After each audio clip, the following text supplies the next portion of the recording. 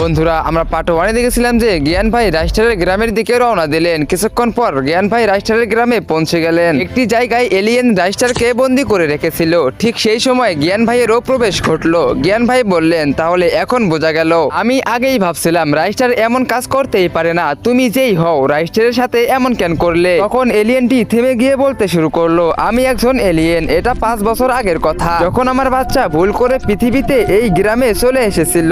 আমি বাচ্চার কাছে পৌঁছানোর আগেই এই রাইস্টার আমার বাচ্চাকে মেরে ফেলেছিল। তাই আমি তখন থেকেই ঠিক করেছিলাম যে ওকে একেবারে উচিত শিক্ষা দেব। তখন জ্ঞান ভাই বলতেছে, ও আচ্ছা, তাহলে তুমি 5 বছর আগের ক্র্যাশ হওয়া ইউফোর কথা বলতেছো। সেটা ভুল করে আসেনি, বরং ইউফোটি ক্র্যাশ হয়েছিল।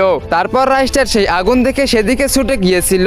আসলে সেখানে কি ঘটেছিল? রাইস্টার ওইখানে গিয়ে দেখতে পারলো যে তোমার বাচ্চা আগে থেকেই মরে পড়েছিল। রাইস্টারকে তোমার বাচ্চার পাশে দেখে তোমার মনে হয়েছিল যে তোমার বাচ্চাকে রাইস্টারই মেরেছে। তারপর এলিয়েন বলতেছে, ও এখানে আসো, তুমি আমাকে ক্ষমা করে দাও। আমার ভুল ধারণার কারণে তোমার এত কষ্ট হয়েছে। এখন আমি জানতে পারলাম যে আমার বাচ্চা কিভাবে মারা গেছে। এরপর রাইস্টার গ্রাম থেকে তাদের গ্রহে চলে গেল।